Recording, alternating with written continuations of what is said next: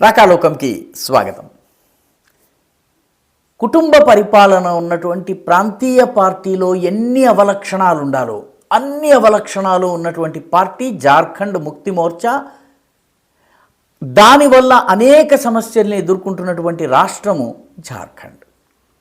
జార్ఖండ్లో ప్రస్తుతము ఒక కుటుంబంలోని రాజకీయ ఆధిపత్య పోరు ఒక పార్టీని చీల్చే పరిస్థితి వచ్చింది, ఒక ప్రభుత్వాన్ని పడగొట్టే పరిస్థితి వచ్చింది, రాష్ట్రాన్ని బహుశా రాష్ట్రపతి పాలన వైపు నెట్టేసేటటువంటి పరిస్థితి వచ్చింది.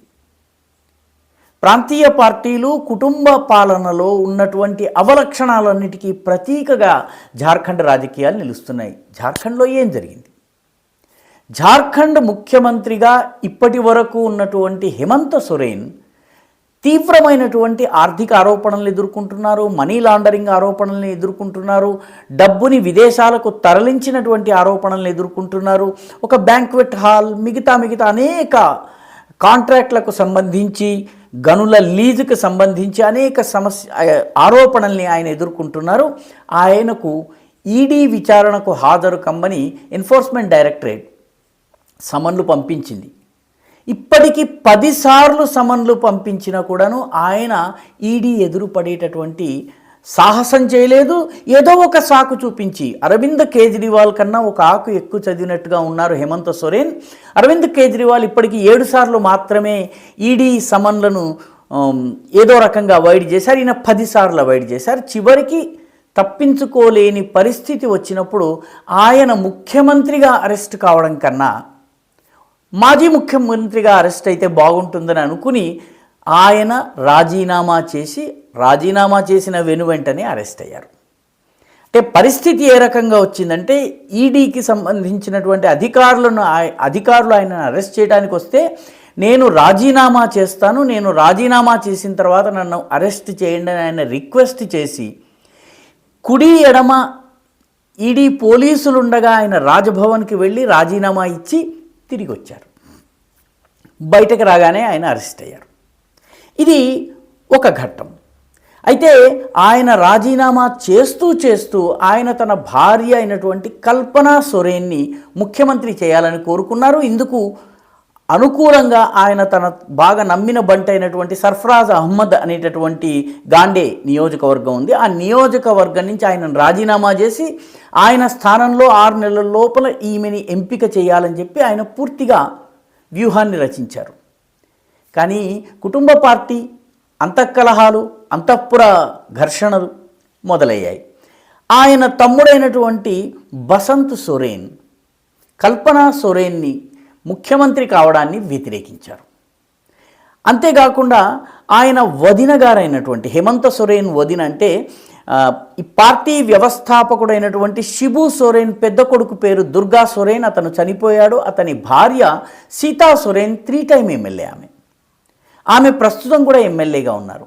ఆమె నాకు రాజకీయ అనుభవం ఉంది కాబట్టి నేను ముఖ్యమంత్రిని అవుతాను, పైగా పెద్ద కొడుకు భార్యని కాబట్టి నన్ను ముఖ్యమంత్రి చేయాలని పట్టుబట్టింది. ఆమెకు ఒక 5 ఎమ్మెల్యేల మద్దతు ఉంది.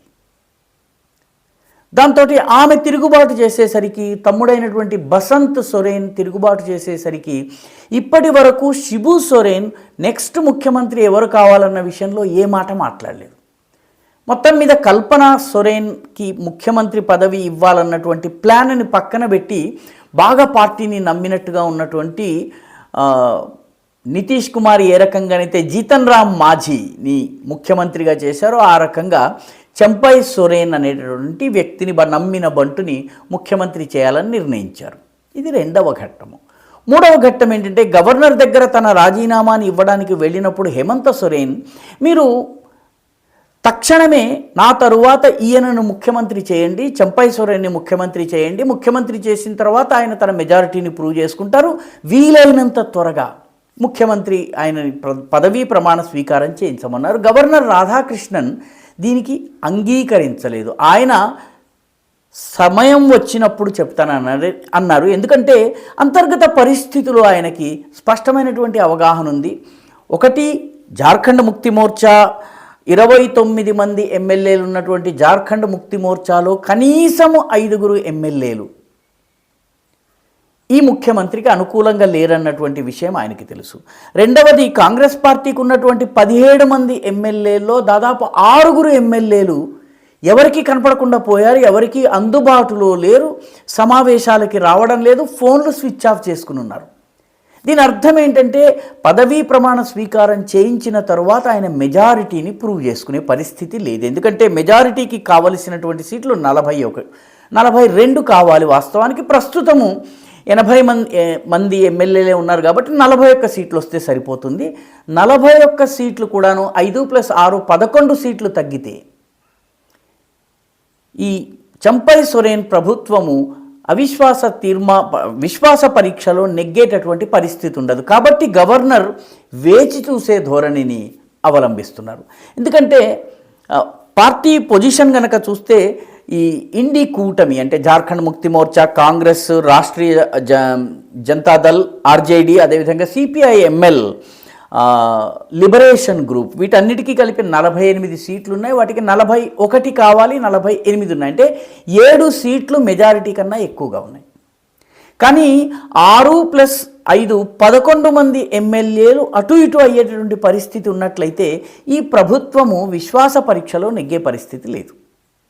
అందుకని గవర్నర్ వేచి చూసే ధోరణిని అవలంబిస్తున్నారు. రెండవ కారణం ఏంటంటే తనకు బెయిల్ కావాలని చెప్పి, తన అరెస్టు అక్రమమని చెప్పి ఒకే సమయంలో జార్ఖండ్ హైకోర్టులోనూ, అదేవిధంగా రాంచీ హైకోర్టులోనూ, అదేవిధంగా సుప్రీంకోర్టులోనూ హేమంత్ సోరెన్ కేసులు వేశారు. ఒకేసారి 2 కోర్టుల హైకోర్టు, అదేవిధంగా సుప్రీంకోర్టులోనూ వేశారు. చివరికి సుప్రీంకోర్టు న్యాయమూర్తులు అడిగిన తరువాత హైకోర్టుకి సంబంధించినటువంటి కేసును వెనక్కి తీసుకోవడానికి వాళ్ళు ప్రయత్నించారు.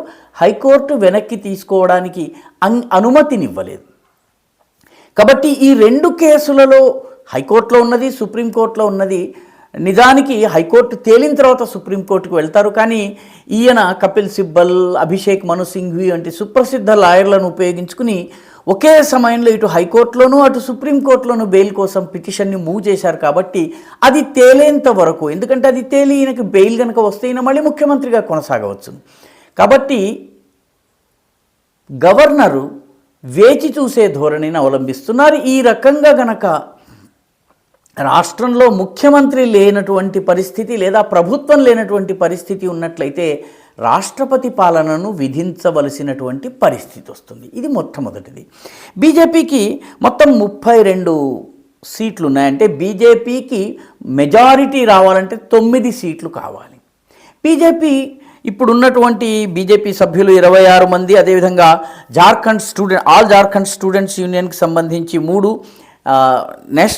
ఎన్సిపికి సంబంధించినటువంటి 1, ఇండిపెండెంట్లు 2 కలిసి మొత్తం 32 స్థానాల్లోనే 9 స్థానాలు కనుక బీజేపీ సంపాదించుకుంటే ప్రభుత్వం వచ్చే పరిస్థితి ఉంది.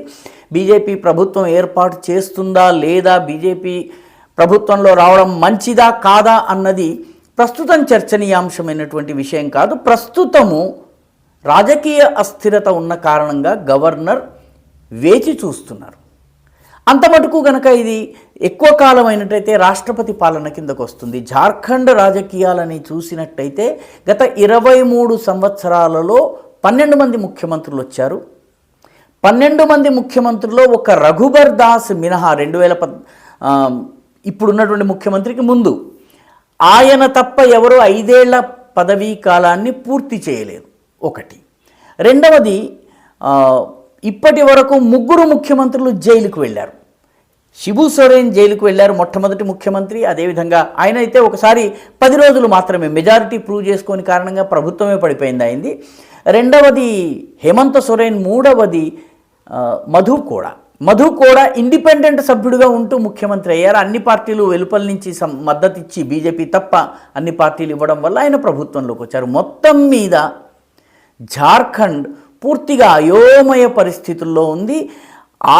రాజకీయపరమైనటువంటి స్థిరత లేనట్లయితే, పార్టీ ఎమ్మెల్యేలందరూ ఒక తాటి మీద లేనట్లయితే పదవీ ప్రమాణ స్వీకారం ఆలస్యం కావచ్చు. అది కనుక ఆలస్యమైనట్టయితే రాష్ట్రపతి పరిపాలన వచ్చే పరిస్థితి ఉంది.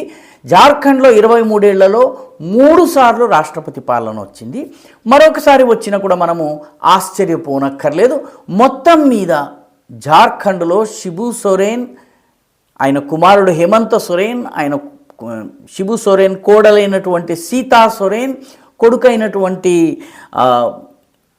బసంత్ సోరెన్, వీళ్ళ అంతర్గత అధికార ఈక్వేషన్స్లో పార్టీ కుక్కలు చింపిన విస్తరైపోయింది, ప్రభుత్వము కలగాపురగమైపోయింది, రాష్ట్రం అయోమయంలోకి నెట్టివేయబడుతోంది. ఈ వీడియో మీకు నచ్చినట్టయితే లైక్ చేయండి, షేర్ చేయండి, ఈ ఛానల్కు సబ్స్క్రైబ్ చేయండి, మీ అభిప్రాయాన్ని కమెంట్ల రూపంలో తప్పనిసరిగా పంపించండి.